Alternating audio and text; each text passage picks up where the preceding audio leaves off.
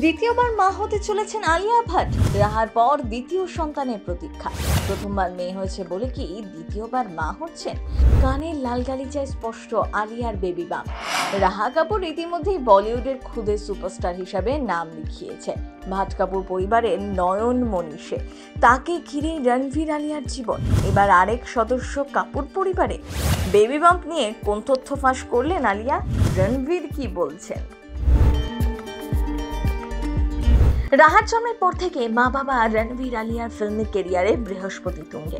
একের পর এক বিগ বাজেট সিনেমা করছেন তারা। এসবের মাঝেই কানের গালিচায় আলিয়া ভাটের দ্বিতীয় লুক দেখে নেট পাড়ার অনুমান, এবার সম্ভবত রণবীর কাপুরের ঘরে দ্বিতীয় সন্তান আসতে চলেছে। তাদের দাবি, কালো অফ শোল্ডার গাউন থেকে স্পষ্ট নাকি ফুটে উঠেছে অভিনেত্রী বেবি বাম্প। দ্বিতীয় সন্তানের পরিকল্পনা নিয়ে এখনো পর্যন্ত মুখ খোলেননি আলিয়া কিংবা রণবীর। তবে এবার নাকি জল্পনায় শিলমোহর পড়তে চলেছে দ্বিতীয়বার অন্তঃসত্ত্বা আলিয়া। নেটিজেনদের দাবি, এই ঘটনা মিথ্যে নয়, কালো অফ শোল্ডার গাউনেই ফুটে উঠেছে সেই দৃশ্য। রণবীরের ইচ্ছেতেই কি দ্বিতীয়বার মা হতে চলেছেন আলিয়া ভাট? সম্প্রতি জয় শেট্টির পডকাস্টে হাজির হয়েছিলেন আলিয়া। সেখানে অভিনেত্রী জানান, পুত্র সন্তানের জন্য একটি নাম ঠিক করে রেখেছেন। রাহার নামকরণ করেছিলেন ঠাকুমা নিতু কাপুর। সেই সময় পুত্র সন্তানের নাম ভেবে রেখেছিলেন রণবীর আলিয়া। অভিনেত্রীর কথায়, ভবিষ্যতে যদি আমার ছেলে হয় তাহলে সেই নামটাই রাখবো। কখন ঘটলো এসব?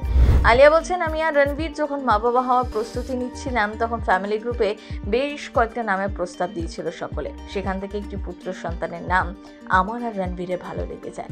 আমার শাশুড়ি তখনই মেয়ে হলে রাহা নাম রাখার প্রস্তাব দেন। উনি বলেছিলেন, পুত্র সন্তানের নামের সাথে এটা খুব ভালো মিলে যাবে। ভবিষ্যতে দুই সন্তানের নামটাও নাকি মিলে যাবে, এমনই নাম রাখা রয়েছে।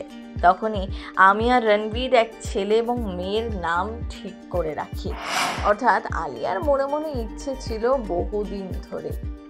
আর আলিয়া যদি সত্যিকারেরই অন্তঃসত্ত্বা হন তাহলে তো বলিউডে বড় খবর। তবে রাহাকে সবসময় ক্যামেরার সামনে আনেন না রণবীর বা আলিয়া। রণবীর একসময় মিডিয়াকে স্মরণ করিয়ে দিয়ে বলেছিলেন, মুম্বাইতে ইন্ডাস্ট্রিতে বড় হয়েছেন তিনি নিজে, সেখানকার সবাই পরিবার। তিনি আরও বলেন, তবে অভিভাবক হিসাবে আমরা আমাদের সন্তানকে রক্ষা করার জন্য যথাসাধ্য চেষ্টা করছি। যে কেউ আছে ক্যামেরা ফোন থাকলেই সেটি পোস্ট করতে হবে, এটা আমাদের নিয়ন্ত্রণে নেই, কিন্তু আমরা শুধু সাহায্য চাইছি। তিনি আরও বলেন, একবার বাড়ির অন্দরে আলিয়ার ছবি তোলা হয়েছিল। আমরা জানি যে কৌতূহল আছে নিশ্চয়ই, কিন্তু নির্দিষ্ট সীমা পার করা যাবে না। প্রথম বাংলা ব্যুরো।